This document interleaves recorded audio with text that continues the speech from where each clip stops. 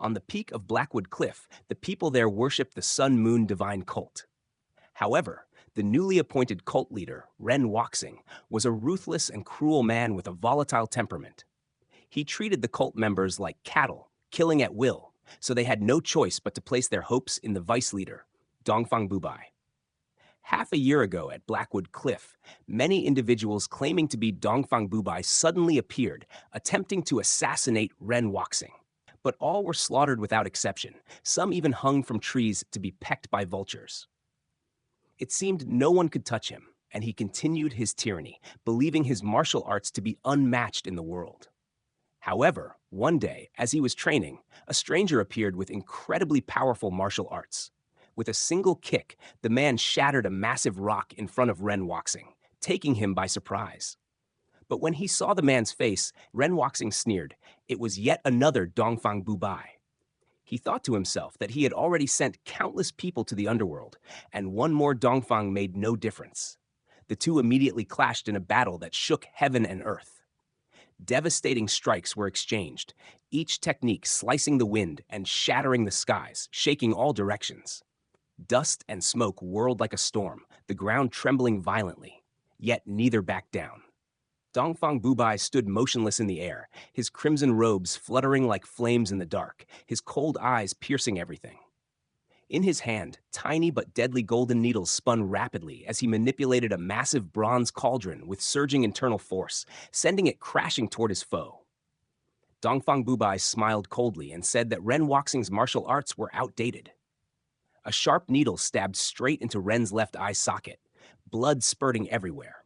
Then Dongfang Bubai unleashed a flurry of needles that pierced through Ren Woxing's body. Dongfang Bubai gently lay upon the thread-like strings attached to his needles, watching Ren Woxing suspended helplessly. Meanwhile, on the summit of Mount Hua, Ling Huchang was drinking wine and relaxing when suddenly an old man with silver hair appeared. Ling Huchang had no idea who he was, only that the old man shared his love for wine. After the two drank heartily together, the old man revealed his identity as Feng Qingyang, the head of Mount Hua sect. Upon hearing the name, Ling Huchang was stunned and quickly paid his respects, expressing remorse for his earlier disrespect. But Master Feng was unconcerned with such formalities. To him, good wine was all that mattered. Just then, from above, they saw two women being chased. One of them was Ren Yingying, daughter of Ren Woxing, accompanied by her maid. On their way to Mount Hua, they had been pursued by Zuo Lengchan's men. Although both women had decent martial skills, they were overwhelmed by the superior numbers and strength of their enemies. Seeing their dire situation, Ling Huchang was about to help when Master Feng stopped him, saying Ren Yingying was the daughter of a demonic cult leader. He warned not to get involved with such people, lest trouble follow. However, Ling Huchang believed otherwise. He thought one shouldn't judge others by their background and couldn't stand by while two women were being bullied. Without hesitation, he jumped in to help. Zuo Lengchan, seeing a member of Mount Hua aiding Ren Woxing's daughter, loudly accused him of colluding with the demonic cult. Despite Ling Huchang's explanations, Zuo refused to listen. Ling Huchang didn't expect that an act of justice would bring such disaster. Upon returning to Mount Hua, Ling Huchang was immediately confronted by his master Yue Bukun and many prominent martial figures, including Zuo Lengchan, who pressed charges against him. Zuo brazenly accused Ling Huchang of conspiring with the demonic cult. Surrounded on all sides, Ling Huchang remained calm. He boldly declared that he lived an upright life, unashamed and with nothing to hide. He helped Ren Yingying purely out of righteousness, not with any intent to betray the orthodox path. To prove his innocence, he revealed the book Zuo had claimed to be an evil martial manual. It turned out to be nothing more than a music score. But no matter how he explained, the crowd refused to believe him. To them, there was no reason a disciple of Mount Hua would help the daughter of a demonic cult leader. Yue Bukun, Ling Huchang's own master, didn't defend him. Instead, he coldly gave two options: confess to the crime or be expelled from the sect. Under pressure from all sides, even Master Feng could not change the outcome. In the end, he let them have their way. Before everyone, Ling Huchang was forced to destroy his martial arts and leave the sect. Yue Lingshan and the other disciples were outraged but powerless. Ling Huchang painfully abolished his own cultivation, officially no longer a disciple of Mount Hua. But as soon as his power was gone, Zhuo Lengqian tried to take advantage. Master Feng swiftly intervened, pulling Ling Huchang to safety. He declared that since Ling Huchang was no longer part of Mount Hua, he had every right to help him as a free man. Though Ling Huchang had destroyed all his power, Master Feng immediately transferred 2 levels of inner strength to him, ignoring anyone's objections. He announced that in the martial world, the rules belong to the strong. And since he was now the strongest present, he would set the rules. Hearing this, the others fell silent, though clearly bitter inside. Elsewhere, Dongfang Bubai was leisurely surrounded by attendants. But in the shadows, a terrifying conspiracy was unfolding. He had more than 10 body doubles acting in his place. The one who fought Ren Wuxing earlier was merely a substitute, yet the strongest of them all. A nameless, purposeless stand-in, no different from a puppet on strings. Dongfang Bubai smiled faintly at the substitute before her and said, "If one day I fall in battle, you shall take over the Sun-Moon Divine cult for me." But the substitute remained silent. Though she lived in comfort and lacked nothing, she had never known joy, for her life was nothing but unconditional obedience, devoid of freedom. Back to Ling Huchang. After being expelled from his sect, he wandered with Master Feng and was accepted as a disciple. Not only did he have the chance to travel with a great martial master, but he was also taught 8 moves of the 5 poison sword play. Thanks to his hard work and keen mind, he quickly grasped the 8 techniques, leaving only the final move that he had yet to master. Master Feng looked at him with satisfaction, smiled, and said, "When I was young, I wasn't as quick as you are now." But to comprehend the 9th move, Master Feng told him he needed something crucial, life experience. Only after tasting the bitterness and sweetness of life would he naturally grasp the final move. While the two were enjoying their wine, a centipede suddenly crawled out. Master Feng frowned and said, "On this snowy mountaintop, such poisonous insects should not exist. Someone must be here." His intuition was spot on. Below the cliff, 2 people quietly waited to meet Ling Huchang. They were none other than Ren Yingying, daughter of Ren Wuxing, and her maid. Despite the long, difficult journey, they came to send a signal to him. They released a centipede, but after waiting a long time without seeing Ling Huchang, the young lady grew anxious. Yet Ren Yingying knew better than anyone that fate could not be forced. So she played a melody on her zither. Sure enough, the music reached deep into Ling Huchang's consciousness.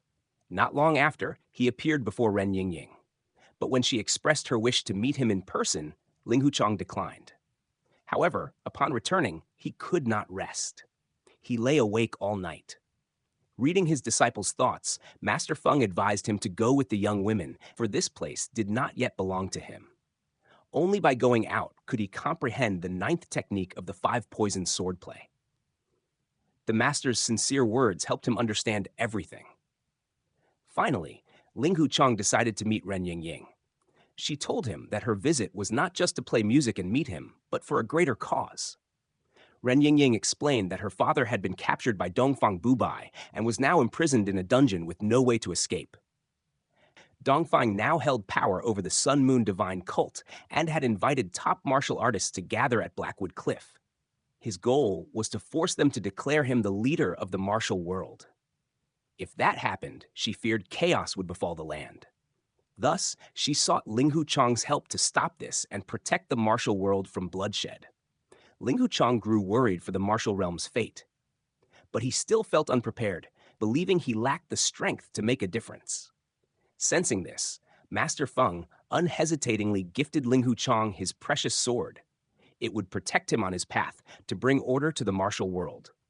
Armed with the sword and his master's heartfelt guidance, he and Ren Yingying set out on their mission. Along the way, they came upon Yu Lingshan and other Huashan disciples being attacked by Dongfang Bubai's follower, the dark-lipped man. Wielding butcher-like cleavers, he swiftly defeated the Huashan disciples. Just as he was about to strike down Yue Lingshan, he was suddenly blown away. The attacker was none other than Ling Huchang. Moments later, 2 more enemies appeared, completing the trio of Tan, Shan, and Shi, Dongfang Bubai's most trusted disciples. The 3 surrounded him in a triangular formation. Tan was a fat man with greedy eyes that craved everything. Shan had a blood-red face and eyes burning with hatred. She was a gaunt, sinister figure, always muttering nonsense as if lost in his own world. Despite their fierce attacks, they began to falter before Ling Hu Chang's storm-like strikes. They tried to resort to dirty tricks, but he foiled every scheme. Still not giving up, the trio combined forces, launching a triple-strength attack to swallow Ling Hu Chang whole. But he channeled his inner energy, creating a massive cyclone that hurled the three far away, draining them of strength. Realizing they were no match for him, they fled into the forest. Ling Hu Chang chased after them, but encountered a woman in red by a waterfall. It was Dongfang Bubai's substitute. Lin Hu never realized the truth. He thought she was just an innocent young lady and even planned to help her. Dawnblade gave a secret signal to her subordinates and pretended to fall into a waterfall as if under attack. Seeing the beauty in danger, Lin Hu leaped in without hesitation. Both emerged from the water and became acquainted. They shared wine and confided in each other. He affectionately gave her the name Little Fish, never suspecting she could take his life at any moment. Like many men enchanted by a celestial beauty, he forgot all surrounding danger. Lin Hu was no exception. He even hoped to meet her again for another night of wine and conversation. Surprisingly, since meeting Lin Hu, the woman also began experiencing strange emotions she had never felt before. On the way to find Music Sister, Lin Hu encountered Master Melody by accident. Mistaking him for an assassin, Lin Hu struck too hard and left him unconscious. When he awoke, Master Melody said his daughter and disciples had been taken by Dawnblade to Blackwood Cliff, and he needed to rescue them. Although no longer a member of Mount Blossom sect, Lin Hu felt indebted to the man who raised him, so he chose to accompany Master Melody. They arrived at a steep cliff. According to Master Melody, every noon, Dawnblade would sacrifice her captives and toss their bodies off the cliff. With no time to waste, they climbed up. As they ascended, Lin Hu examined the corpses stuck to the rocks. While Lin Hu was still climbing, Master Melody suddenly pulled out a hidden dagger, intending to kill him. But before he could act, they were discovered and attacked by Dawnblade's men, forcing them to separate to escape pursuit. After Lin Hu fled, Master Melody revealed his true face and approached Dawnblade. It turned out he had joined the cult. As part of the initiation, Dawnblade gave each newcomer a sacred pill. It erased love, hatred, and pain, and granted long life and healing. At first, Master Melody doubted it, but after seeing others consume the pill and experience miraculous effects, he followed suit. Dawnblade claimed anyone who swallowed the pill would become a servant of the cult, obeying every command. Master Melody agreed. Elsewhere, Lin Hu arrived at an inn. When he entered, the lights in Dawnblade's room went out. But he still sensed something strange, and instead of her, met Little Fish in red. Though intelligent and rational, Lin Hu would always lose himself when facing Little Fish. Seeing her in Dawnblade's room, he foolishly assumed she was only there to steal wine. Little Fish, amused by his naivety, went along and even invited him to a hidden wine cellar. Lin Hu, thrilled to find a kindred spirit, followed her to a paradise for wine lovers. They drank, admired the moon, and enjoyed a rare moment of peace. In his drunken state, Lin Hu confessed he never sought fame or fortune. He had returned to the martial world only to save his fellow disciples. What he truly longed for was a life of freedom, unbound by duty. His sincere words shook the heart of the female demon. It was the first time anyone had spoken to her with such honesty. He invited her to roam the martial world together, to savor the beauty of the land, fine wine, and fine company, a life like a dream. Though she knew such a world was beyond her reach, her heart was moved. So, she agreed to help Lin Hu with his rescue mission. The plan was simple. He would pretend to be captured, and she would personally escort him to the prison. The guards, pleased to catch a prisoner, let their guard down. When Lin Hu reunited with Music Sister and the others, he immediately laid out a plan to escape. He pretended to be killed by a fellow disciple. The guards rushed in to check, only for Lin Hu to spring up and unleash his martial skills, defeating them all in an instant. He had no idea that in the shadows, the woman in red had quietly assisted him. As they approached the exit, a masked attacker struck. Just one exchange revealed it was someone familiar. Grace Lin and her followers had infiltrated the stronghold to save her father, Lord Lin. Previously, Grace Lin had helped Lin Hu locate where his fellow disciples were imprisoned. Thanks to her, he had saved them all. Now he couldn't turn away. Lin Hu told the others to escape first, while he stayed to help Grace rescue her father. They heard Lord Lin's thunderous shout and found his location. But the door to his cell could not be opened easily. Lin Hu then shouted that Lord Lin had escaped. The guards rushed over, only to be knocked unconscious. With the key secured, Lin Hu held off the guards while Grace entered the prison. Lord Lin was overjoyed to see his daughter and ordered her to remove the iron bar, suppressing his internal energy. As soon as it was withdrawn, he roared and shattered the chains, bursting free like a wild tiger. He immediately began punishing those who imprisoned him, starting with Dawnblade's trio of greed, deception, and cruelty. With one sweeping blow, he crushed them. Then he turned to former subordinates who had betrayed him. Horrified by his brutality, Grace Lin and Lin Hu tried to stop him, but Lord Lin coldly replied that traitors must die. Anyone plotting to steal the sect deserved death. Finally, he turned to Lin Hu and said, "You are my savior." He wanted the young man to stay and help him fulfill his grand ambition. As long as Ling Hu Chong agreed, he would immediately grant him the second highest position in the martial world, under only one person and above all others. But Ling Hu Chong had never cared for fame, power, or status. To him, all of that meant nothing, so he rejected the offer without hesitation. Even when Ren Waxing offered him his beloved daughter's hand in marriage, he firmly declined, wanting only to leave. Ren Waxing, unable to accept such repeated rejections, was furious and prepared to strike. However, Ren Yingying stepped in just in time. She pleaded with her father not to repay kindness with cruelty. Doing so, she warned, would ruin all hopes of achieving greatness. Ren Waxing, swayed by her words, relented and allowed Ling Hu Chong to go free.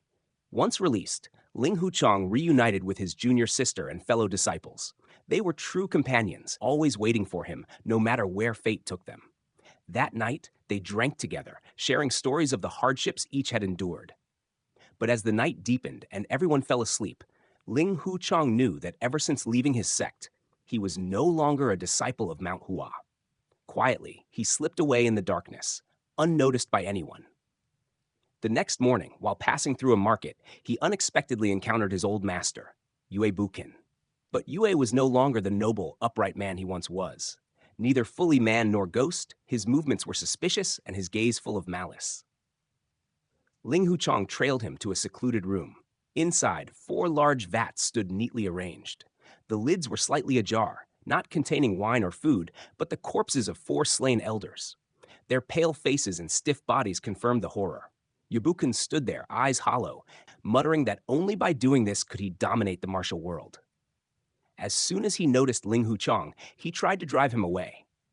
But how could Ling Hu Chong turn a blind eye to such atrocities? He pleaded with Yue to abandon this madness. Yet the lure of power had clouded Yue's mind. He admitted that he had joined the Sun and Moon sect not out of loyalty, but to obtain the legendary Sunflower Manual. With its power, he could conquer the martial world, protect Mount Hua, and safeguard his daughter. Those words struck Ling Hu Chong deeply. Just as he let his guard down, Yue stabbed him in the chest with a sharp dagger. Blood spilled, and he staggered backward. But at that moment, a flash of light sliced through the air. The cold blade of a woman in red descended, and in an instant, Yue Bukin's head fell to the ground. Ling Hu Chong, gravely wounded, was taken to a secluded mountain cottage by Dongfang Bubai. Though the injury was near his heart, she treated him with a rare and powerful elixir. After days of unconsciousness, he finally awoke, eyes hazy as he saw her silhouette. In the vastness of nature, with skies wide and waters deep, even the strongest hearts cannot resist emotion. And so, what was meant to happen did. They came together in that fleeting moment. The next morning, Dongfang Bubai sat before a mirror, carefully applying makeup. But to her horror, her face began to twist and contort, becoming grotesque. Panicked, she fled. For all her fearsome reputation, she was still a woman, and like all women, she wanted to remain beautiful in the eyes of the man she loved. When Ling Hu Chong awoke, the cottage was empty. He wandered endlessly in search of Xiaoyu, but in vain. Eventually, he arrived at Blackwood Cliff, where Dongfang Bubai was gathering forces to unite the martial world. Though her face was veiled, her familiar posture and tone revealed her identity. Through her voice, he realized that the infamous demoness was his beloved Xiao Yu. But she was also the very villain the martial world loathed. To confirm the truth, he followed her silently to her private chambers. That night, hidden in darkness, he watched as she killed Lin Fenghuang using nothing but a hair-thin needle. Blood flowed, and she drank it to preserve her beauty. In that moment, Ling Huchong saw her true nature. Xiao Yu was no innocent girl. She was a demoness feared across the land. She soon realized his presence, but made no attempt to flee or hide. Calmly, she confessed everything. She asked him, now that he knew she was a bloodthirsty demoness, would he still want to roam the world with her? Ling Huchong, without hesitation, replied that if she was willing to abandon it all, he would go with her to the ends of the earth. But she only smiled sadly. Her eyes darkened as she said that since birth, she had been bound to this place by the poison in her veins. It was the only thing keeping her alive. Only through mastering the Sunflower Manual had she become the strongest under heaven. But to leave this place would mean death. Now, to stay alive, she had to drink human blood daily. Her chilling words pierced Ling Huchong's heart like a blade. He could not believe the woman he loved had become a monster. Shattered, he realized he had fallen for the wrong person. Knowing she could never change, he declared that from this moment on, they were finished. With no further words, he turned and left without a glance back. Dongfang Bubai stood silently, watching his figure fade into the night. That evening, when Ling Huchong returned to where his brothers and junior sister had been hiding, he found only ruins engulfed in flames. Everything had been reduced to ash, the air thick with smoke and the stench of blood. His brethren, gone forever. While he was still reeling, unsure of who had caused this tragedy, Ling Shan suddenly sprang up. The moment she saw him, she rushed forward, her sword trembling in her hand, yet still aimed directly at him, screaming in grief and fury. She accused him of slaughtering everyone to gain favor and prove his loyalty to the faction of Invincible East. Ling Huchong was horrified, unable to believe what he was hearing. He tried to explain, pleading with her to stay calm, but the pain and hatred in her heart were too overwhelming. It took everything he had to soothe her. When the truth finally came to light, Ling Shan collapsed in tears, consumed by sorrow and shame.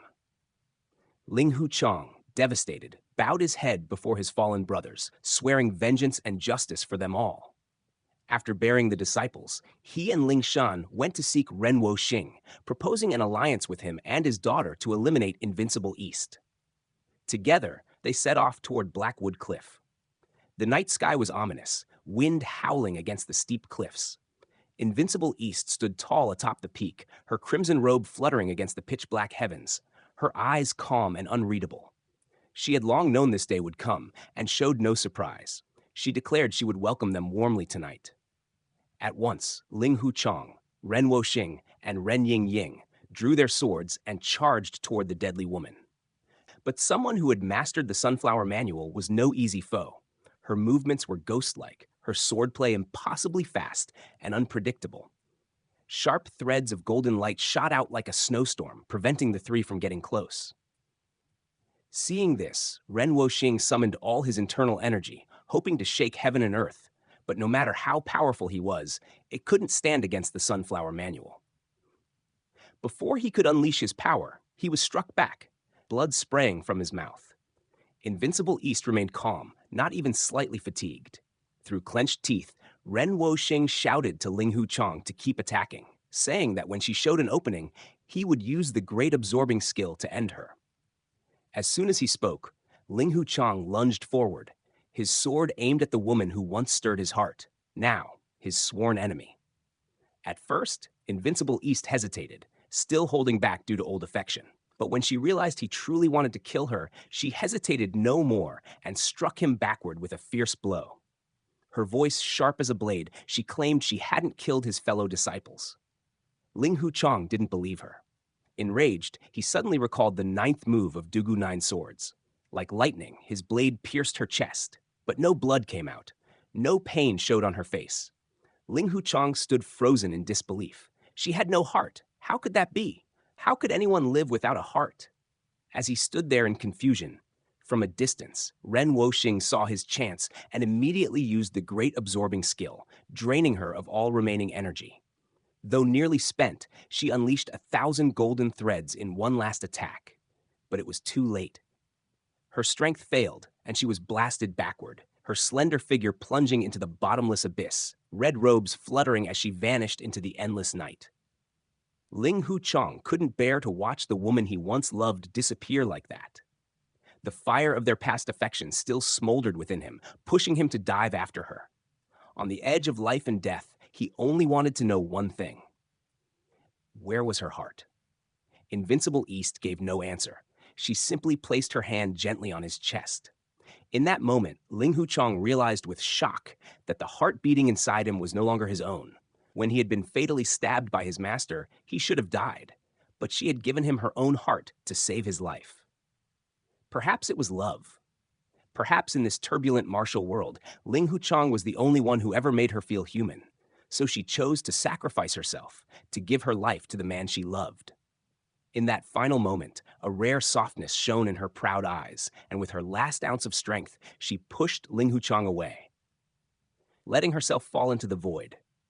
Ren Woxing witnessed her death with glee, his maniacal laughter echoing through the mountains. But that very moment awakened a memory in Ling Shan. She suddenly recalled that terrible night, the night her entire sect was massacred.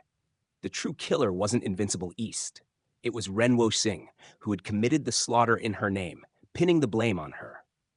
Ling Huchong gripped his sword tightly, eyes burning with fury. He wanted nothing more than to strike down the villain in a single blow, but Ling Shan stopped him. She said vengeance would only stain the martial world further and would not bring back the dead. Exposed for who he truly was, Ren Woxing still refused to give up. He tried to persuade Ling Huchong to join him again. But just like before, Ling Huchong merely sneered, full of contempt, and walked away. Ren Yingying quietly watched his figure disappear into the distance. At last, she recognized her father's cruelty. So she chose to leave the world of strife behind and find her own path. On a boat drifting across the vast ocean, Ling Huchong and Ling Shan continued their carefree journey through the martial world.